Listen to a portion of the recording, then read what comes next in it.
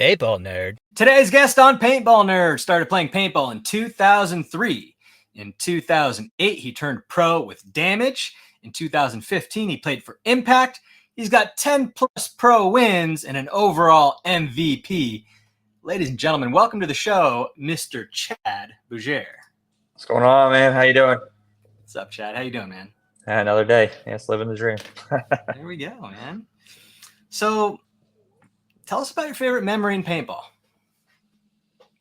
I'd say probably winning. I think it was the 2011 World Cup was a big memory for me.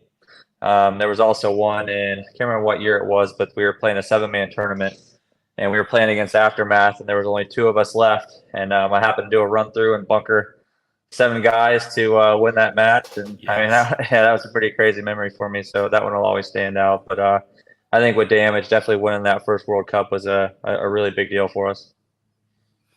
So how about your recent victory here at the Mid-Atlantic Major in Pennsylvania?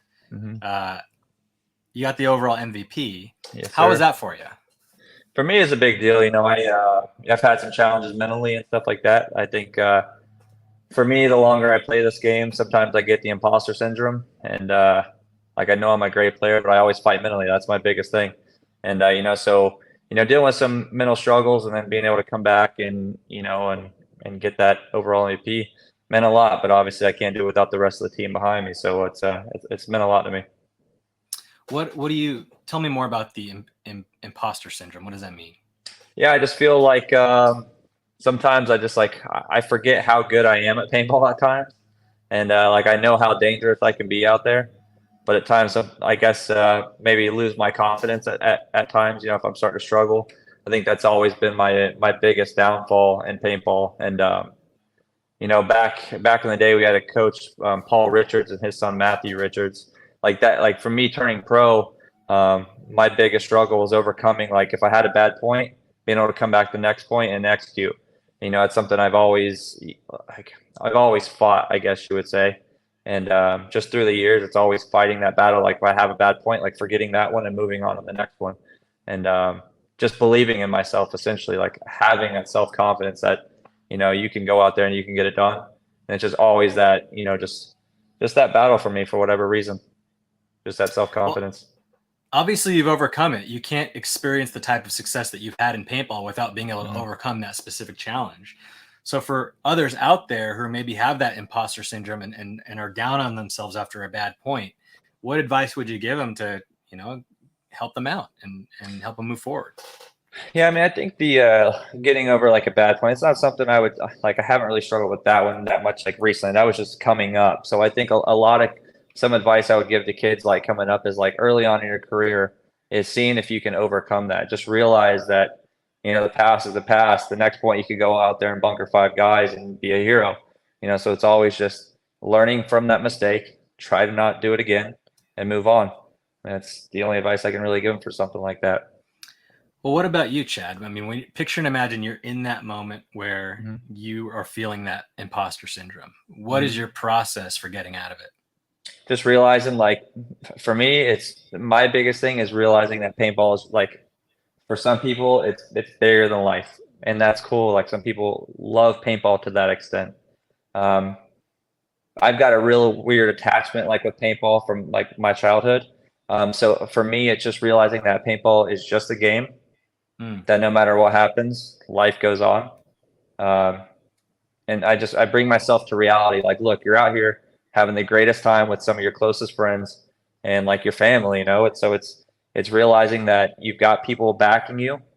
If you struggle, your teammates are going to love you no matter what, and they're going to believe in you.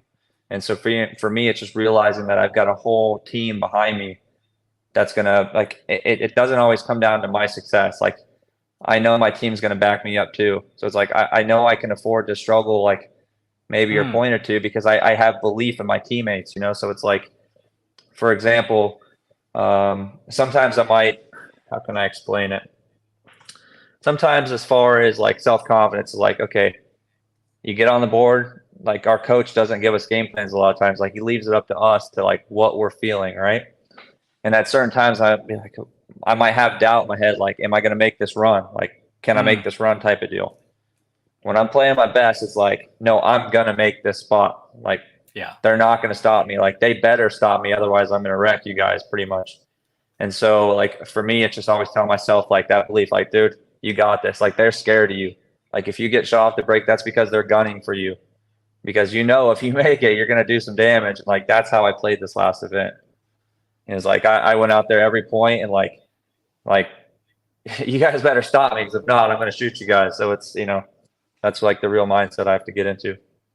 So it's like stepping into this place of confidence, and it's not so much if I'm going to make a spot. It's, what's going to happen when I do it. What's going to happen with our team when I do it. Yeah, it's just believing. Like, for me, it's just believing in myself. Like, knowing, like, in my whole career, like, for me, it's all about, I'm going to get to that team side as fast as I can. Like, when I'm playing my best, I'm playing with zero fear, zero doubt, and I'm going to get down there and I'm going to wreck some people. And like, my strength is seeing moves and being able to take big bites, and like my running and shooting. So I really utilize as well when I have that self-confidence. So for me, it's just always just remembering that it's just a game. And like my biggest practice is off the field and just getting my mind right before an event. Gotcha. So there's a few things there. You're turning to your sphere of influence, right? Your team, and putting confidence in them, saying, okay, I'm not perfect and I could make a mistake. And then you're also turning that mental switch on yourself of being confident and realizing that it is a game, right? At the end of the day, we're running around in the grass, shooting a bunch of, paint-filled gel caps at each other. And, that's what we do. So it's a good perspective, man. It is a game, right? It's not that serious. Yeah, I mean, you can make it serious, and I did for a very long time. I played paintball every single weekend from probably 2003 until about 2013 or so, every single weekend. And nowadays I don't play as much. I'm married, got stuff going on at home, trying to get some other stuff going with different types of businesses and whatnot. So I can't really play as much as some of the other guys, But for a long time, like, paintball was all I thought about. It's all I wanted to do. But now I've got to kind of step back, and life's kind of changing. So it's not that I don't love the sport, but it's like I can't obsess over it as much as I used to. Yeah. It's easy to obsess over paintball or anything really when you're a young single guy living with roommates. You can make anything a priority. Todd Adamson has a really good quote when he's talking about the Iron Kids come up, and he says, I want to see you guys thrive when paintball is not the priority, when you have a family, when you have kids, when you have responsibility. And of course they have, right? But it's true, man. And a lot of people need to step away from the game because of the realities of life, right? Yeah, I think that, that's kind of like the blessing for me, is like, I've got a great wife and I've got a great family that, still allow me to really, still chase it with my friends. And same thing with the rest of the guys on Damage. Everyone's got a family pretty much, and stuff going on outside of paintball. So just the fact that we're still able to do it and still be able to chase it with everything else that's going on, it's a big thing to be able to do. It is a blessing that we, I'm 35 now, and just getting to run around and shoot at people, a few times a year is great to be able to do with the same group of guys you've been playing with for a very long time. Sure. And just seeing, like, whether it's all like the Dynasty guys or the Infamous guys, like, just everyone that I've kind of grown up with, like, through, I don't know, these past 20 years or so, just, it's just cool. You always have that camaraderie with everyone, even though they're your enemies while you're at tournament. It's like a reunion every event. I love it. How much longer do you see yourself playing at the highest level? Shit, I've been retired for the past 10 years now. Everyone that knows me knows that I'm quitting every year. So it's one of those. So I've got what keeps you going? The boys? The boys, Joey Blute mainly, like our coach and manager. If it wasn't for Joey, I would have been out of paintball a long time ago, probably. But Joey's always just somehow managed to get me to play every year. And, and then I think a big thing for me is, like, I'll get over World Cup. It's always a sad day once Cup ends. Like, you always go through this moment where it's like sad, and then you're like, I'm ready to go, and then that break starts to happen, and you're like, oh, this break's pretty nice. And then, like, practice comes around, like, shit, all right, we got to start doing this again. And then I get out there and I see everyone. I'm like, okay, yeah, now I know why I'm back here. And, like, Yeah, just the competing too is so addictive. Like I'm a big competitor. Like I hate losing at anything. Um, so I think it's just a competitive nature. Like it always keeps me coming back. Really though, is I love to go through this. Like I hate to lose, but the struggles are sometimes the best parts. Like with your teammates, because then once you overcome them, like that's been a huge thing for Damage. Is like when we have won these tournaments. Granted, it's been on the back of Jacob. It's such a great feeling to have that accomplishment come through after we put in all this work during the practices. Because at our practice, like we're putting in work, we're busting ass, we're sweating our asses off down here in the Florida humidity, and yeah, man, so it feels great. Joey said something at the end of the Atlantic Major. He goes, "Winning doesn't feel as good as losing sucks." So it's like if you win, it's kind of like, well, we should have won. Yeah. That's what happens, right? When you work. But then when you miss the mark, it's like devastating, right? Because all that Yeah, hard for work sure. is- Yeah, it's definitely brutal. I mean, it really is. And you start thinking, like, damn, it's like, what could I've done? It's like, what? Like, you just start replaying points in your head and like, what? Just the tiniest things can make the biggest difference, you know. It's always tough to relive those, but it's also the most beneficial and the way to learn. especially with the role that you have on the field. I mean, you're going up at the center usually. You're on your tiptoes, right? You're bobbing and weaving. You're looking for a way to run through usually, right? So in that role, like the tiniest way, this way or that way, could change the outcome. So I'm sure those just play over in your mind over and over. Yeah, I mean they can. It just depends on the layout. Like for my whole career, I've been a lead Dorito guy, and then it's just we had Skinny Kevin from Dynasty's coach. He was our coach for a while. I kind of got bumped over to the snake side and turned into kind of like an overall like all around player. But my strength is definitely on the Dorito side and playing lead. So it's like yeah, after events, I'm really like constantly thinking about like what I could have done differently. It's like I don't like to have those thoughts, but no matter how good you played or what, you're always going to have like what could I have done to be that much better like during that point? Like what move could I have seen? What could I have done differently? And like even on my best points, I still think like, damn, like I could have. Sure, I bunkered 3 dudes, but I could have stayed alive. Stayed alive like after bunkering that third guy instead of trying to get greedy and take that fourth. Is there any are there any moves or specific games that kind of keep you up at night and you think about a lot? Oh, for sure. Yeah. The one I would say the only one like specifically, I can't remember what year it was, but it was like one of the most recent World Cups. I think like the past 4 years. We had a 3-on-2 against Impact. It was J-Rab and Mouse. J-Rab was in front of me and his gun was down, but I was on a 1-on-1 on my side with J-Rab. And I got greedy. I go to bunker J-Rab. Mouse shoots me.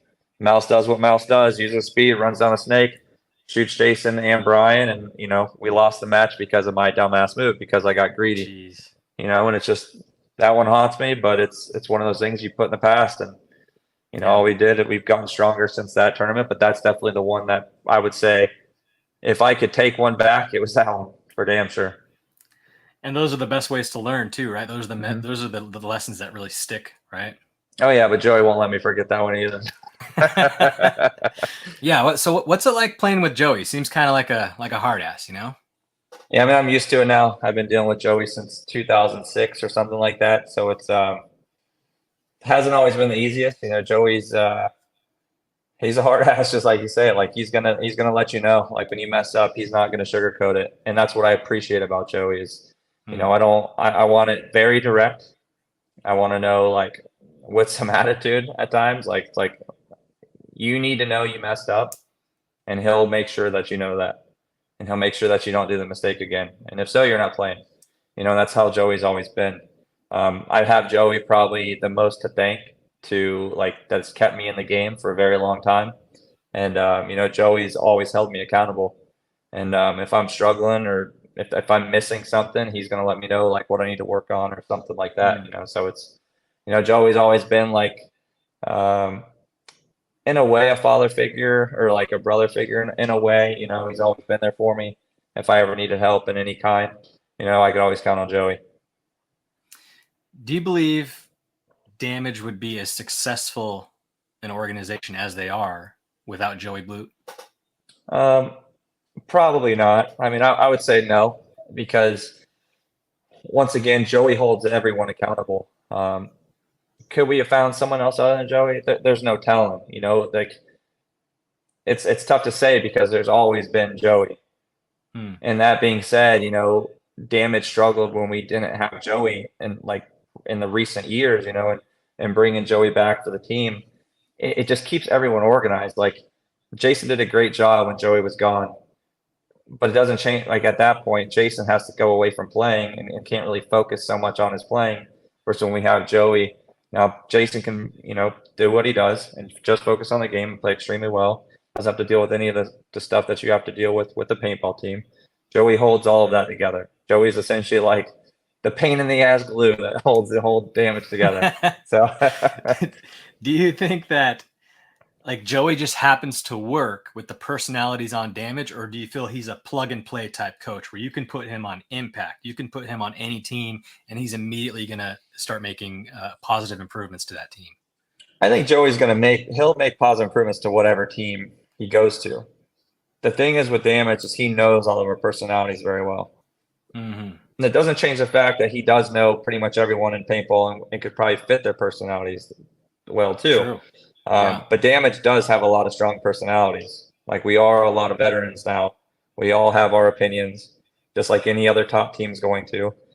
Joey can cut through all that. Joey can put a stop to anyone's egos, can really wrangle everyone in and, make it to where it's his voice that matters and his voice only.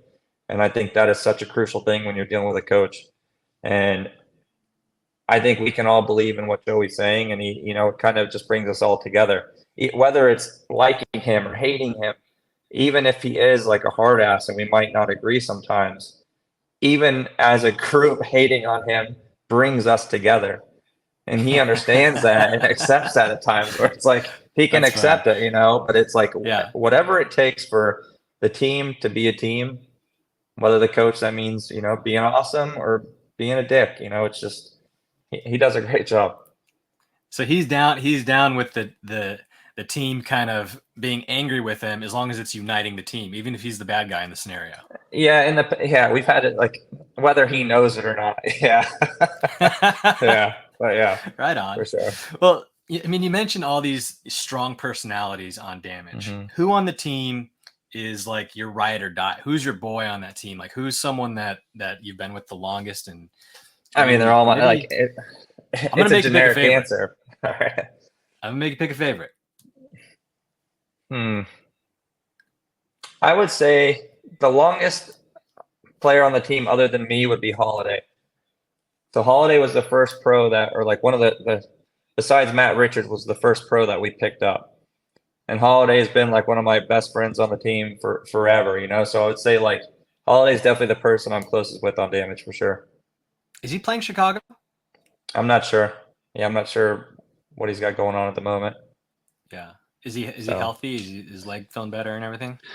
I mean, far I know of. I mean, he hasn't been really too active in the group chat lately, so I'm not really sure. So we'll find out. So did you and Holiday play together on, would it be Docs? Nope, I didn't play for Docs. So that was Brian and Holiday. So for my history, I've been with Damage since before they were Damage. We were a team called Demolition, and Demolition turned into Damage. Yep. So it's we got some stuff back in 2005 or 6 that we had to change the name from Demolition to Damage, and I've been with Damage since. So who on Demolition is still around? Just me. You. Oh, just okay. Me. Yep. So I'm the only original member. Buffalo. Most people are done playing. Yeah. So I'm the only. Besides the owner, CJ, I mean, if he comes back and play, then CJ, but that's it. How about your favorite player on another team? And I'm not talking about friends or like, anything like that. I'm just saying, as far as someone that impresses you, if they're playing, you're going to watch them play because they impress you. Who would you say that is? This isn't okay. So if there comes down to like a best player ever, or like who I think the best player is versus someone I enjoy to watch, it's going to be different. I had to stop asking the question, who is the best player ever? Because I'm so biased on it. But so I don't ask that question anymore. Who's your favorite? Who's your favorite to watch? Tough question. I would say the answer I'm going to give is probably going to strike people like maybe or maybe not. Like pros know. I don't think a lot of people really give him credit sometimes, but CJ Canner. Yeah, I like CJ a lot because like he's a bigger dude and just like he shoots so many people. Like if people would really focus on CJ shoots so many people every single tournament. He's a very consistent player, always makes a very good move. Like for the most part, like reads the field very well, is always in a position where you need him to. And I just think I love watching CJ play. He's like you could tell he's a very confident player. Just the way he plays bunkers, like just very field aware. And I like watching him. And he's not someone that's necessarily like clamoring for the spotlight, right? He does his job and gets off the field. Yeah, he's like exactly. I mean, he's not. He does have his moments, but I mean, I really appreciate like all the work he does on the field, like always in the right place at the right time, and fills a void when it's needed. And I think that's a big thing. Right on. Cool, Chad. But yeah, the greatest of all times. An interesting question that I always hear. All because right, everyone's always talking about like there's one greatest player, but I just don't think there's a case. Like my view is differently, because if I'm viewing like the greatest player, I'm going against like the players that I've played against, and mine's strictly based off like there's only pretty much one player in the game that like I'm like I need to know where he is at all time, and that's Mouse. Yeah. So if Mouse is on the field, it's like that's the only player that has ever really like put a thought in my head like, okay, like he's on the field. I need to know where he's at, because I think Mouse and I will think about a field would always seem like kind of similar to where like I just feel like I know what he's thinking sometimes. It's like I know when he has the opportunity to attack that he's going to attack, and I know he's going to attack far, just like I would. And like so I want to know if he's not in the corner anymore, okay, he's in our snake. And so it's like it's one of those where I just respect Alex the most out of any player that I'm playing against. And so to me, I think Alex has been at the top for almost as long as he's been in the league, and he's always been a dominant attacker. And so to me, like that's what I appreciate the most. I think even without your very sound logic and explanation of that choice, a lot of people would agree with you. That Mouse totally. I mean, they can't even without the like worrying about where he's at on the field. It's like, he's a highly accomplished player, and he's probably the most recognized snake player in the game. He might be the fastest person in the league too. I heard a rumor about that. Yeah, maybe. I think Carl in his prime. Carl probably would have taken him. Holiday's fast as hell too. But I think as far as Keith too. Yeah, but I think like Mouse, as he's gotten older, he's definitely fast as he's fast as can be. I mean, he's fast as shit. So. Yeah, I like your reasoning, because when you think about the greatest of all time, people are automatically going to go to win count, right? And the challenge with the win count, not you, but the challenge with the win count is it's kind of predicated on how long you've been playing, right? So the longer you've been playing, the more wins that you have, and it's not necessarily indicative of what you can do on the paintball field today and how your opponents feel when you're on the field against them. So I love. There's so many great players in the league. Like you talk about Justin Cornell for Impact. I mean, when JC's on, he's one of the most deadly players in the game. And you like talk about the guys on our team. It's just stacked. I mean, there's so many great players out there that probably don't get the recognition that they deserve. And yeah, man. So let's do that then. Who's the most underrated player? Probably, man, it's tough. Who's one of the most underrated players? It's tough because I don't hear much about him, like from, I guess you would say like divisional kids. But if he's not injured, Jared Caro. Caro shoots a ton of people when he's on. If he's not injured, he's a dangerous player. I'm not sure who that is. What team does he play for? Really? He plays for, last I knew, for NYX. Okay. One of their snake players. Yeah, so perfect example. You don't know who he is, but like, But that doesn't mean anything. I don't know everyone. But Carl is a very dangerous player. There's so many, like Cody Mikowski, super gun dominant player. Like pros know him, amateur kids might not. Mishka, like obviously still at his age, I've been a huge Mishka fan like my whole career. Super deadly player on the field, but he doesn't get much respect sometimes because he's more of like a support guy. There's a lot of guys out there. Guys I don't even know, but I watch them play. Yeah, it's I feel bad when someone gets mentioned. I'm like, I'm not sure I know who that is. And if I saw his face, I might, but he's probably not gonna. He's not gonna like this. No big deal. Sorry. No, he's fine. No, Carl. He gets injured a lot. He really does. It's just everyone in the pro league right now, for the most part, is a solid player. There's always that separation in teams. It seems like, but even those kids, they're going to get recognition here soon. Like they just need experience. There's a ton of great players in the league.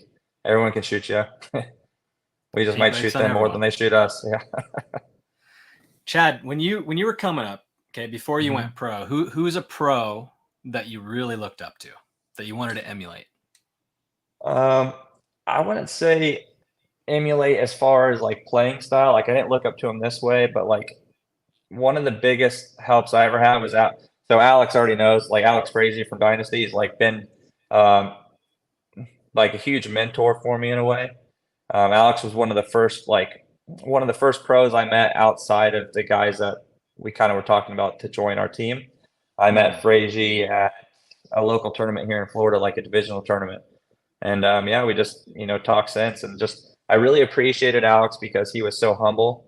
And he obviously at the time, like with Dynasty's always been like the pinnacle, like my whole time growing up. And, just the fact that he was able to like talk to me when I was a divisional guy and just show me respect. And that's continued through today. It's like, even me talking about the mental struggles I have, Alex is one of the big reasons that I've been able to overcome those mental challenges because I've talked to Alex. And so Fraige for sure. Man, there's several stories that I've heard where Alex does super meaningful things to many people. And it's almost like, after hearing all these stories and experiencing them myself, it's like, how does this guy so effortlessly do something meaningful for so many people? Fraige is an incredible dude, Yeah, I think it comes back to where it's like, I think he's talked about it too, where he's had some emotional struggles or some mental struggles. And I think when you do have struggles, like for me, like people already probably noticed, like they watching my other podcast, but like for me, paintball was like a crutch because when I was 17, my brother and one of my brothers and my dad died in a freak accident, and paintball is what I clung on to. And like, I didn't know that. And so when I went to Impact in 2015, like for whatever reason, like that, going to that team and leaving the team that I'd been with since my dad's struggle, I think was like some type of trigger for me. And so I didn't really have much of an emotional problem or like self-confidence issue until that Impact year and on. So from 2015 until now is when I've really been fighting like the main issues, because I think that trauma really showed its head. And so I think someone like me or Alex, like going through those troubles, like you don't know what anyone else is going through. And so maybe that little act of kindness, and I don't know if this is what Alex thinks, but it's like I could maybe see it. So it's like maybe this one little act of kindness, even though it seems little, could be the biggest thing for that person that might be struggling.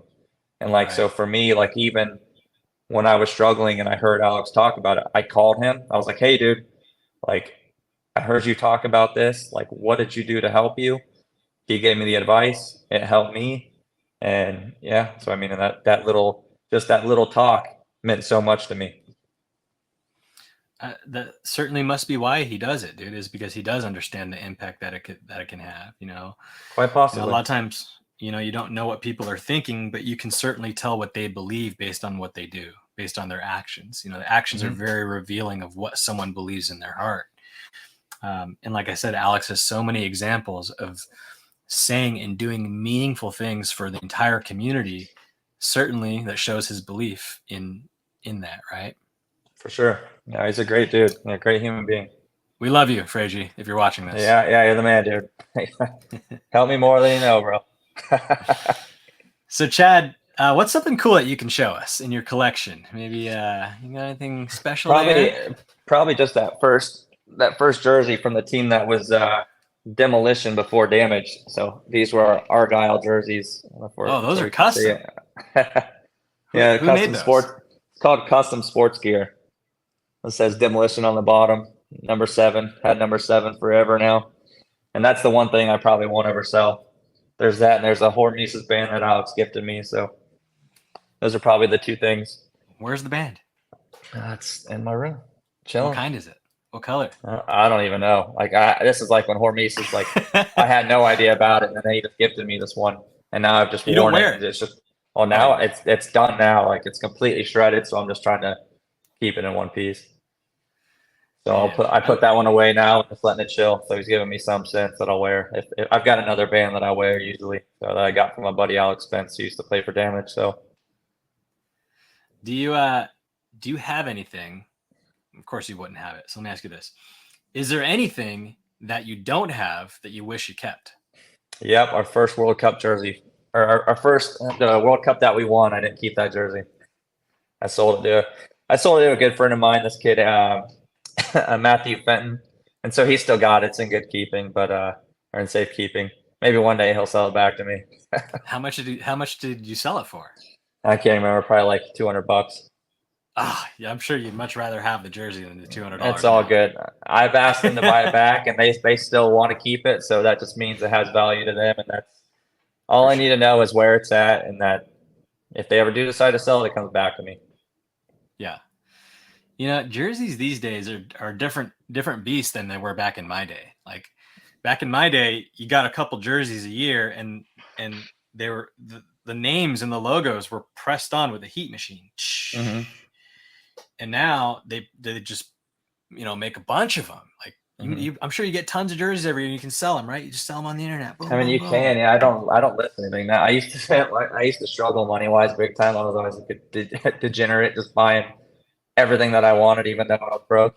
And so I was constantly like selling stuff. And now, since I'm in a little bit better financial situation, like I don't sell anything. Like I've just got a stockpile of all my jerseys and everything.